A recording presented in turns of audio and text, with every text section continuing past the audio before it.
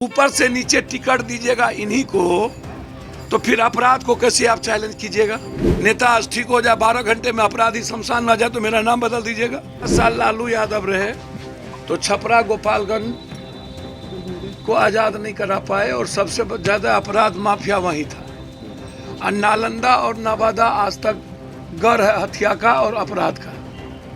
तो भैया एक मुख्यमंत्री और एक एमपी यदि अपने क्षेत्र को भी आज़ाद नहीं करा सके। नमस्कार, तो इंडिया टॉप देख रहे हैं आप और मेरा नाम शशांक पांडे। 2 दिन पहले राजधानी में सबसे बड़ी लूट का अंजाम दिया गया था। 35 किलो लमसम सोने को लूट लिया गया था एचएस ज्वेलर में से।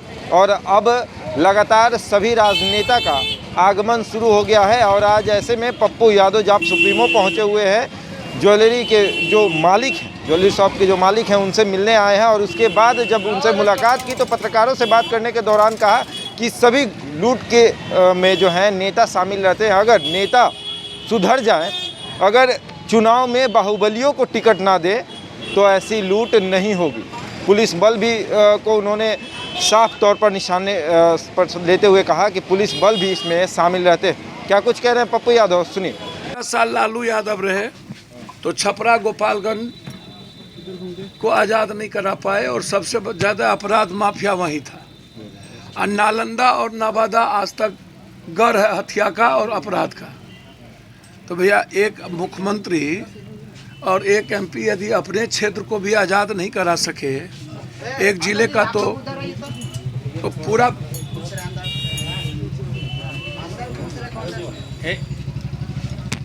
पूरा बिहार के है ये।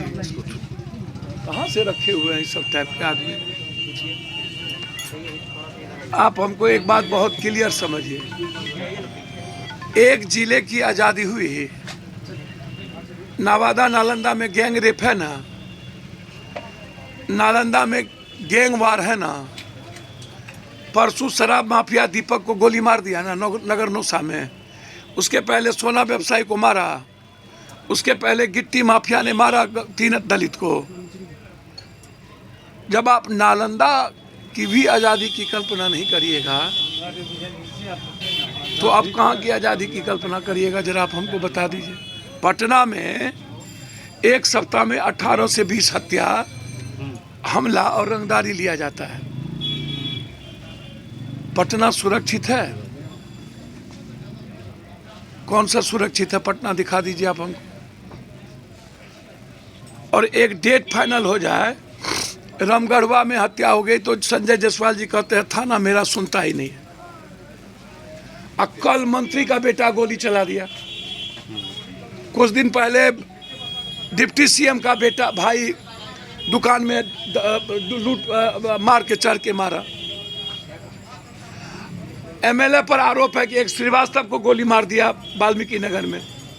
तो एक ही जिला में मंत्री डिप्टी सीएम व्यवसायियों पर आतंक करते हैं। तो व्यवसायियों की सुरक्षा की औकात नहीं है आपको। आप जिस व्यवसायियों के बदौलत 16 साल से राज कर रहे हैं, आप अपराधी माफिया को लाइसेंस दीजिएगा और व्यवसायियों को जब लाइसेंस आपको अपील करेगा तो बिना पैसा लेके दीजिएगा नहीं, बिना पैरवी का दीजिएगा नहीं। तो व्यवसायियों की सुरक्षा कहाँ से होगी? और टिकट दीजिएगा, जिसने अपराधियों का किडनैप किया, पैसा वसूला, उसको एमएलसी का टिकट दिए हुए। बलात्कार में जो एमएलए सजा हो जाएगा उसकी बीबी को टिकट दे दीजिएगा। गांजा माफिया को टिकट, लगभग एमएलसी का टिकट आप माफियाओं को देते हैं। आप उठा के देख लीजिए, नेता जा रहे हैं 5 ठो 6 ठो फॉर्चूनर में, कौन बैठल है?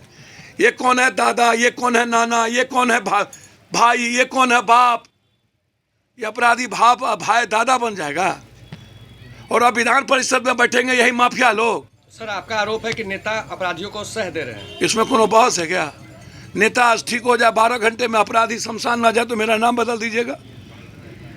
जाति के अपराधी को प्रोटेक्ट करती है नेता। हर जात का नेता अपने अपने जाति के अपराधी को प्रोटेक्ट करती है और कहता है ये मेरा आका है, ये मेरा भतार है, ये मेरा सैया है। आप किसी अपराधी के जात के अपराधी के बारे में बोल दीजिए। हम गए कुशवाहा से मुखिया के मर्डर में तो दूसरा जात का लोग बोला क्या ला रहे पप्पू जी।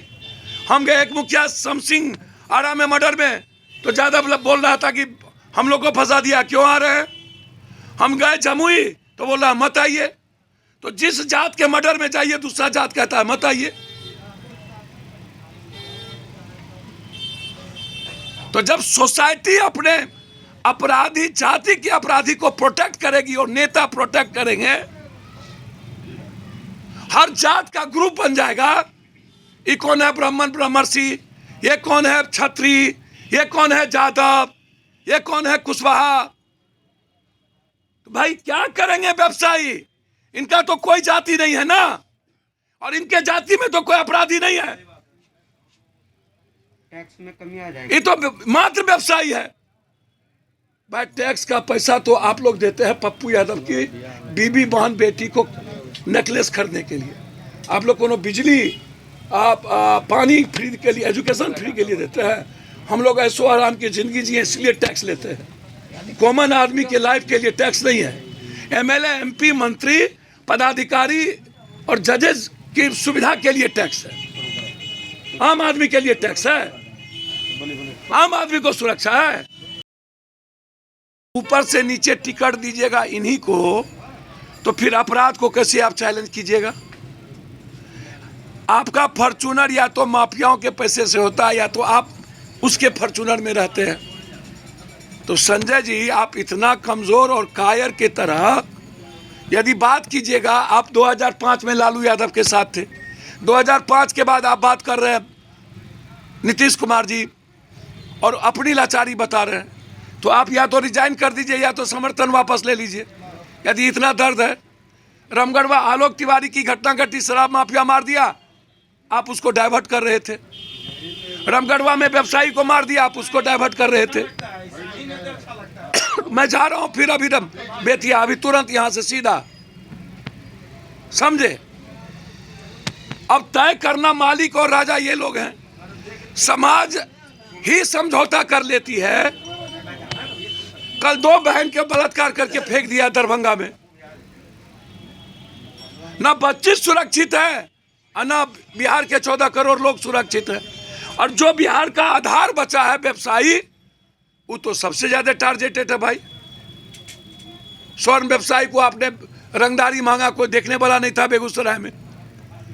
पप्पू यादव पहली बार फोन किया, उसको सुरक्षा की बात किया डीएमएसपी से, तब आपको बाप बाप लगा। अब यहां पर आप बगल में, थाना के बगल में आप आम आदमी को डराते हैं, और थाना के बगल में 18 करोड़ वहां गोली चला। उस दिन गोली लग गई होती, मर गया होता। व्यवसाय के मालिक का हार्ट अटैक हुआ, बेचारे वो मर जाते, तब क्या वो अब व्यवसाय करेंगे? क्या उसके बच्चे सही रहेंगे? क्या जिसको आप जेल भेज रहे हैं वो कल के दिन धमकी नहीं देगा? क्या इसकी गारंटी है? क्या इस घटने के बाद बिहार के व्यवसायी पर कोई हमला नहीं होगा? तय करिए ना पहले आप कि कितने मौत के बाद और कितनी धमकी और हत्या के बाद डेट फाइनल करिए कि ये रुक जाएगा। एक तो डेट फाइनल कर दीजिए आप। सुशासन की सरकार के दावे। ए भैया, मैंने नालंदा में मैंने कह दिया 1 सप्ताह के अंदर। अब ये ना एक भले आदमी को गोली मारा है, एक प्रोफेसर को गोली मारा, जमीन माफिया। जब नालंदा की जीवन सुरक्षित नहीं और पटना सुरक्षित नहीं, तो बिहार कैसे सुरक्षित?